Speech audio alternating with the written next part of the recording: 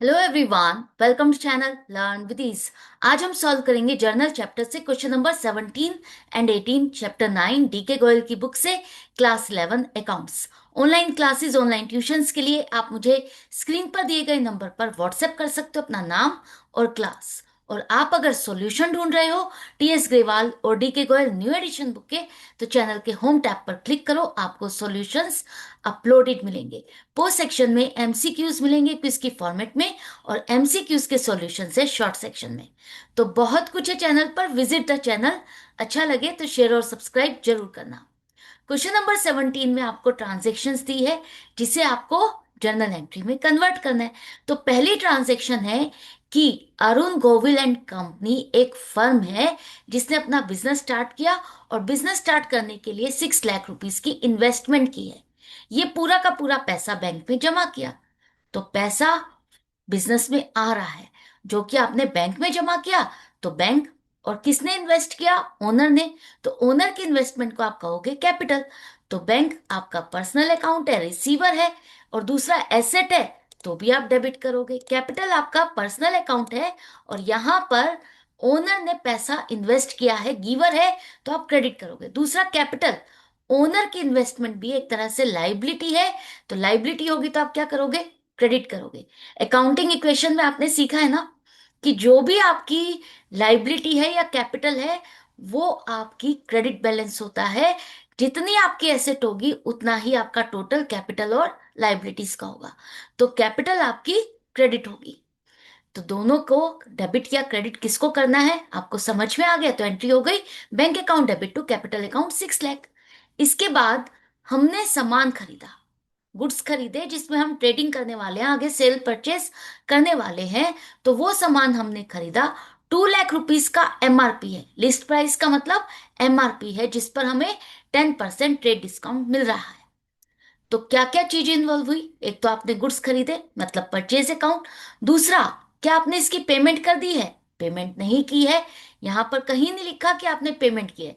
इसका मतलब मुकेश का अकाउंट हमें ओपन करना होगा। तो परचेज आपका नॉमिनल अकाउंट एक्सपेंस है, तो आप इसे डेबिट करोगे। जो भी सामान आपने खरीदा है वो आगे बेचने के लिए खरीदा है, तो ये आपका एक्सपेंस है। इसके बाद मुकेश, जिससे आपने सामान उधार पर खरीदा, तो वो क्या है? आपका क्रेडिटर है, लाइबिलिटी है। लाइबिलिटी है तो क्रेडिट करोगे। कितनी अमाउंट से? 2 लाख रुपीस एमआरपी है, जिस पर आपको 10% डिस्काउंट मिल रहा है। ट्रेड डिस्काउंट है। ट्रेड डिस्काउंट को आप बुक्स में रिकॉर्ड नहीं करते। तो ये जो 20,000 माइनस करने के बाद आप परचेजेस रिकॉर्ड करोगे, वो 1,80,000 से। कैश डिस्काउंट होता, अगर हम पेमेंट कर रहे होते उस टाइम जो डिस्काउंट मिलता, वो डिस्काउंट हम बुक्स में रिकॉर्ड करते हैं। ट्रेड डिस्काउंट आपका बुक्स में कहीं भी रिकॉर्ड नहीं होगा। ना तो सेलर करता है, ना ही परचेजर करता है। तो एंट्री क्या हो जाएगी आपकी? Purchases account debit 1,80,000 to Mukesh account 1,80,000। इसके बाद जो हमने सामान खरीदा था मुकेश से, उसमें से कुछ पसंद नहीं आया, और आपने वो सामान रिटर्न कर दिया। तो जो सामान आपने खरीदा उसमें से रिटर्न कर रहे हो, तो उसके लिए आपको मुकेश के अकाउंट में भी रिकॉर्ड करना होगा कि जितना हमें पे करना था, जितना हमने सामान खरीदा था, उसमें से हम वापस कर रहे हैं, तो इतनी अमाउंट हमें अब पे नहीं करनी। तो वो सारा हिसाब किताब आपको इसके अकाउंट में भी लिखना होगा। दूसरा, आपने जो सामान खरीदा था उसमें से रिटर्न कर रहे हो, तो वो आपका परचेज रिटर्न। तो मुकेश आपका क्रेडिटर है, रिसीवर है, लाइबिलिटी डिक्रीज हो रही है, तो आप इसे डेबिट करोगे। परचेज रिटर्न एक तरह से नॉमिनल अकाउंट है। एक्सपेंस अगर आपका डिक्रीज हो रहा है, जितनी परचेजेस थी उसमें से इतना सामान अगर आपने वापस कर दिया, तो एक्सपेंस आपका कम हो गया। और एक्सपेंस अगर कम होगा तो फायदा है, और आप इसे क्रेडिट करोगे। कितनी अमाउंट से रिकॉर्ड करोगे? सामान हमने 2 लाख रुपीस की एमआरपी का खरीदा था, तो 1/4 अगर आप रिटर्न कर रहे हो, तो वो हो जाएगा 50,000। तो क्या परचेज रिटर्न हम 50,000 से रिकॉर्ड करेंगे? नहीं। जैसे आपको खरीदते हुए ट्रेड डिस्काउंट मिला था, रिटर्न करते हुए भी ट्रेड डिस्काउंट माइनस करने के बाद जो अमाउंट है, उससे आप परचेज रिटर्न को रिकॉर्ड करोगे। क्लियर है? तो आपकी एंट्री हो जाएगी Mukesh account debit to purchase return 45,000। इसके बाद हमने जो सामान खरीदा उसमें से वापस भी कर दिया। अब फाइनली हम उसको पेमेंट कर रहे हैं। पेमेंट आप चेक से कर रहे हो, तो क्या क्या चीज इन्वॉल्व हुई? एक तो मुकेश के अकाउंट में हम रिकॉर्ड करेंगे कितनी पेमेंट हमने कर दी है। दूसरा, आप चेक से पेमेंट कर रहे हो तो बैंक इन्वॉल्व होगा। और तीसरा, आपको पेमेंट करते हुए डिस्काउंट मिल रहा है। अब ये डिस्काउंट आपका कैश डिस्काउंट है, तो जो कैश डिस्काउंट है ये तो हम रिकॉर्ड करेंगे। तो मुकेश आपका क्रेडिटर है जिसे पेमेंट कर रहे हो, तो रिसीवर है, डेबिट होगा। दूसरा, लाइबिलिटी आपकी डिक्रीज हो रही है तो भी आप डेबिट करोगे। बैंक से आप पेमेंट कर रहे हो, बैंक आपका गिवर है। गिवन है तो हम क्या करेंगे, क्रेडिट करेंगे। बैंक बैलेंस आपकी एसेट है, और अगर आपकी एसेट डिक्रीज होती है तो आप क्या करोगे, क्रेडिट करोगे। डिस्काउंट आपको मिल रहा है, नॉमिनल अकाउंट फायदा है, तो हम क्या करेंगे, क्रेडिट करेंगे। तो यहां पर कितनी अमाउंट से करोगे, ध्यान से समझो। 1,80,000 का हमने सामान खरीदा था, इसमें से हमने रिटर्न किया 45,000 का, तो फाइनली अब 1,35,000 आपको पे करने हैं। तो अब आप डिस्काउंट किस पर दोगे, 1,35,000 पर। 1,35,000 का 2% आपको डिस्काउंट मिला, 2,700। इसे माइनस करने के बाद 1,32,300 की हमने पेमेंट की। तो एंट्री क्या हो जाएगी, मुकेश अकाउंट डेबिट। पूरा अमाउंट 1,35,000 से इसको डेबिट करोगे कि इतना अमाउंट हमें जो पे करना था उसमें से इतने का चेक दिया, बाकी हमें डिस्काउंट मिला। तो इसका अकाउंट अब आपका क्लियर हो चुका है। आपका और इसका लेना देना यहां तक खत्म हो गया। इसके बाद हमने बैंक से पैसा विड्रॉ किया, कुछ ऑफिस के लिए और कुछ पर्सनल यूज के लिए। तो क्या क्या इन्वॉल्व होगा, एक तो अगर ऑफिस के लिए विड्रॉ कर रहे हो तो कैश, कैश बिजनेस में आ रहा है। दूसरा, आपने पर्सनल यूज के लिए विड्रॉ किया तो ड्राइंग्स, कहां से विड्रॉ किया, बैंक से। तीन चीजें इन्वॉल्व हो गई। कैश आपकी एसेट है, रियल अकाउंट, एसेट अगर आएगी तो आप डेबिट करोगे। ड्राइंग्स आपकी पर्सनल अकाउंट, ओनर की ड्राइंग्स, क्या करोगे, रिसीवर है तो डेबिट करोगे। जो बैंक है वो आपका पर्सनल अकाउंट है और इसने पेमेंट की है, तो इसका मतलब गिवर है, आप इसको क्रेडिट करोगे। दूसरी तरह से समझो कि बैंक का बैलेंस आपकी एसेट है, अगर एसेट ये वाली डिक्रीज होगी तो हमें इसे क्रेडिट करना होगा। कैश भी आपकी एसेट है और यहां पर कैश का बैलेंस इंक्रीज हो रहा है तो हम इसको डेबिट करेंगे। है दोनों ही एसेट, एक इंक्रीज हो रही है दूसरी डिक्रीज हो रही है। तो एंट्री क्या हो जाएगी, cash account debit, drawings account debit to bank account 2,60,000।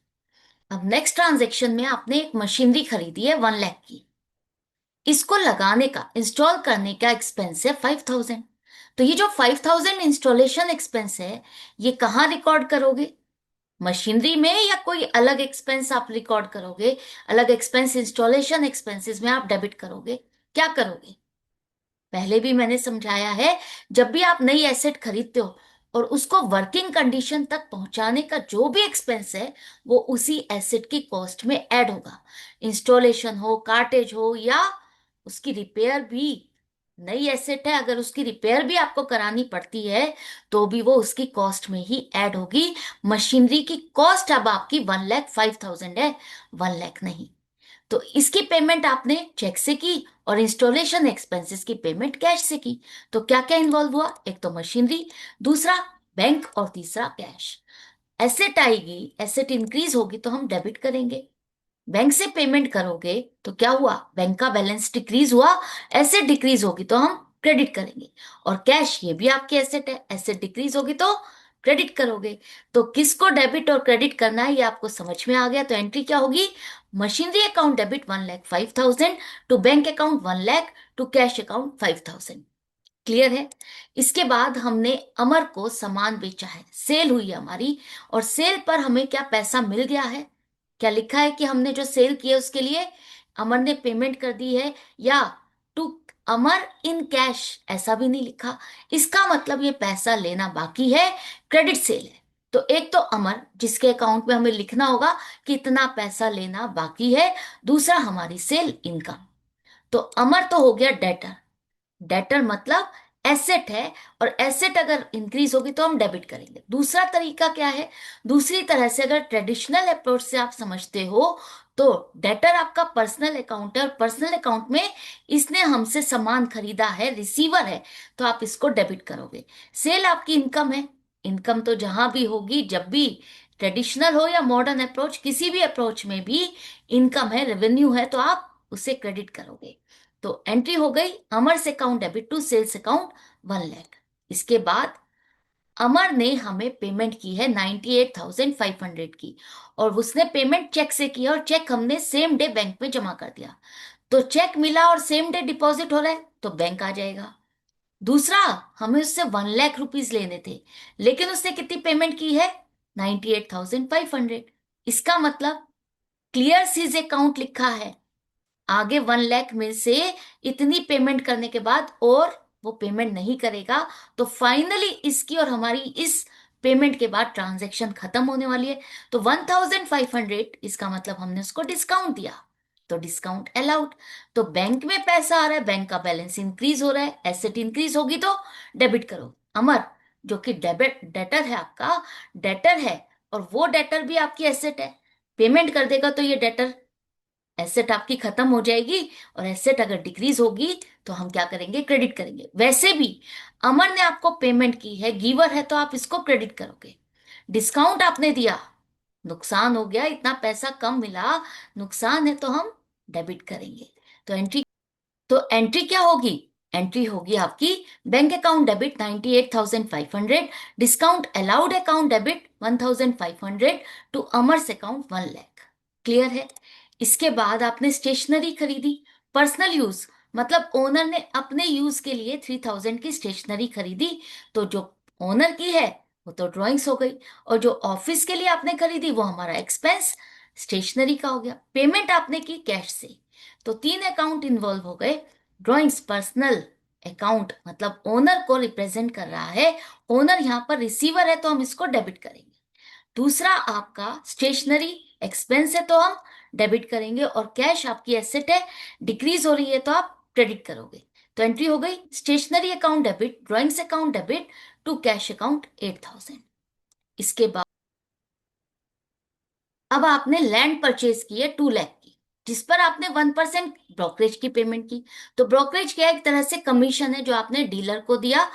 Land खरीदने पर 1% मतलब 2,000 का कमीशन आपको इसी की कॉस्ट में ऐड करना है। नई एसेट है, जो भी आप इस पर स्पेंड कर रहे हो, इसको खरीदने के लिए जो भी आपको एक्सपेंसेस करने पड़े, पेमेंट करनी पड़ी, वो सारे के सारे इसी की कॉस्ट में ऐड होंगे। रजिस्ट्रेशन चार्जेस ये भी आप यहीं पर ही ऐड करोगे। तो टोटल लैंड आपने 2,17,000 की खरीदी, तो एक तो लैंड, और पेमेंट आपने सारी चेक से की, तो बैंक, दो चीजें इन्वॉल्व हो गई। तो लैंड आपकी एसेट है, आएगी तो आप डेबिट करोगे, और बैंक से पेमेंट कर रहे हो तो बैंक का बैलेंस डिक्रीज हो गया, तो हम क्या करेंगे? क्रेडिट करेंगे। तो एंट्री हो गई land account debit to bank account 2,17,000। इसके बाद ध्यान से समझना, wages due to labourers 20,000, salary due to clerk 30,000। Due का मतलब है कि आपने सर्विसेज तो ले ली, इनसे काम तो करा लिया, लेकिन पेमेंट नहीं की है। जैसे आप स्टॉक खरीदते हो उधार पर, तो वहां पर आप क्या करते हो? क्रेडिटर के अकाउंट में रिकॉर्ड करते हो ना कि ये स्टॉक खरीदा है, इसकी पेमेंट करनी बाकी है। उसी तरह से ये वेजेस, आपने सर्विसेज ली है, अगर आपने पेमेंट नहीं की तो वो आपको आउटस्टैंडिंग एक्सपेंसेस में क्रेडिट करना होगा। ये आपने अगर पेमेंट नहीं की तो लाइबिलिटी है।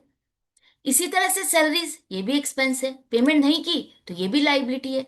तो ये दोनों तो नॉमिनल है, नॉमिनल अकाउंट में एक्सपेंस है तो डेबिट करेंगे, और ये दोनों के दोनों आपके पर्सनल अकाउंट है, रिप्रेजेंट कर रहे हैं कि हमने इनको पेमेंट नहीं की। दूसरा लाइबिलिटी है तो हम क्या करेंगे? क्रेडिट करेंगे। क्लियर? तो इसके बाद एंट्री क्या होगी? Wages account debit, salaries account debit to outstanding wages to outstanding salaries 30,000। ये क्वेश्चन यहाँ पर कंप्लीट हो गया, एंड आई होप आपको बिल्कुल अच्छे से समझ में आ गया है। इसके बाद क्वेश्चन नंबर 18, यहाँ पर भी ट्रांजेक्शन्स दिए जिसे आपको जर्नल एंट्री में कन्वर्ट करना है।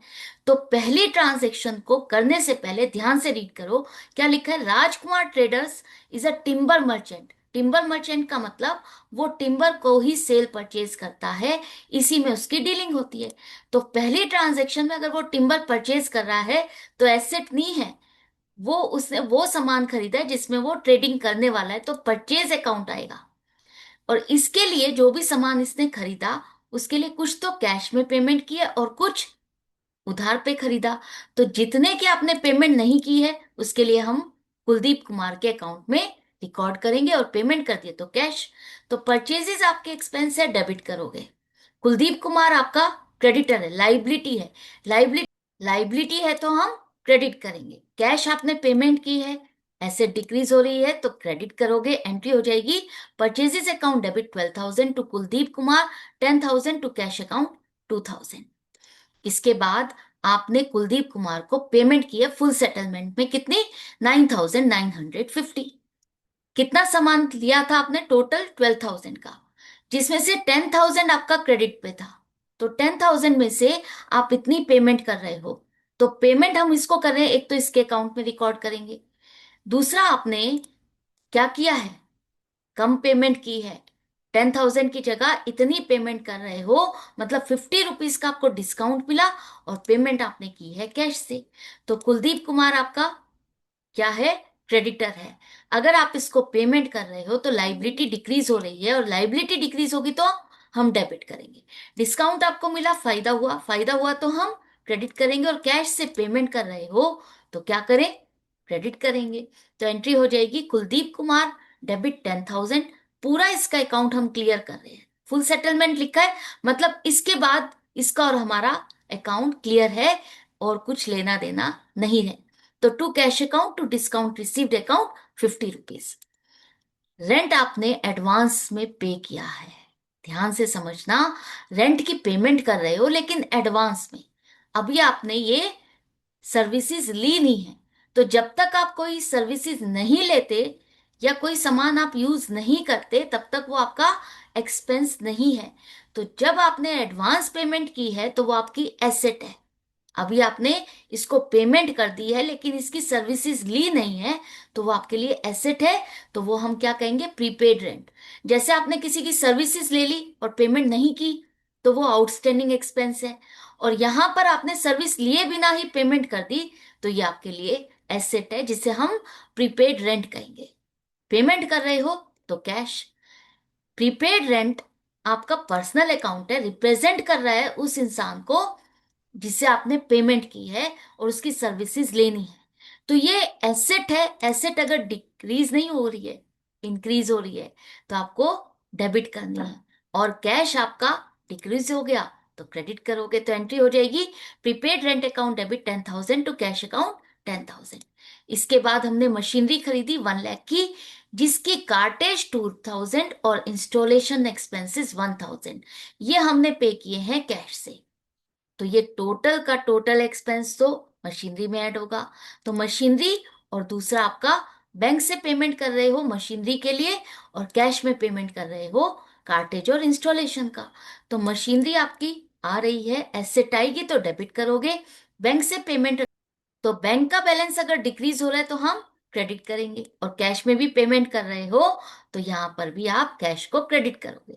तो एंट्री हो गई machinery account debit 1,03,000 to bank account 1 lakh to cash account 3,000। इसके बाद हमने सामान खरीदा, गुड्स खरीदे 50,000 के गोविंद से, और इसे हमने मनोहर को बेचा 65,000। तो यहां पर जो आप लोग गलती करने वाले हो ना, वो ये कि आप सीधा सीधा दिखाओगे कि हमें प्रॉफिट हुआ 15,000 का, कैपिटल में ऐड कर दोगे। नहीं, ऐसा नहीं करना। तो अगर आपने स्टॉक खरीदा है तो पहले उसकी एंट्री होगी परचेजेस, और उधार पर खरीदा है, क्रेडिट परचेज है, तो गोविंद। तो परचेज हमारा एक्सपेंस है, डेबिट करेंगे। पेमेंट नहीं की है तो ये आपकी लाइबिलिटी है, तो क्रेडिट करोगे। तो पहली एंट्री होगी purchases account debit to Govind account 50,000। इसके बाद अब आपने ये सामान बेचा है 65,000 में मनोहर को, तो क्या करें? मनोहर से पैसा नहीं मिला तो उसके अकाउंट पे लिखना होगा। दूसरा, सेल की है तो इनकम है। मनोहर आपका डेटर है, और डेटर मतलब एसेट। एसेट इंक्रीज होगी तो हम डेबिट करेंगे। दूसरा, सेल आपकी इनकम है, तो क्या करें? क्रेडिट करेंगे। तो दूसरी एंट्री हो गई मनोहर से account debit to sales account 65,000। तो ये भी क्वेश्चन कंप्लीट हो गया, एंड आई होप आपको अच्छे से समझ में आ गया है। तो इसी तरह से सीखते रहना है, समझते रहना है, कनेक्टेड रहना है। अच्छा लग रहा है तो लाइक का बटन प्रेस करना मत भूलना। मिलते हैं आगे की वीडियो में आगे के क्वेश्चंस के साथ। Goodbye and take care.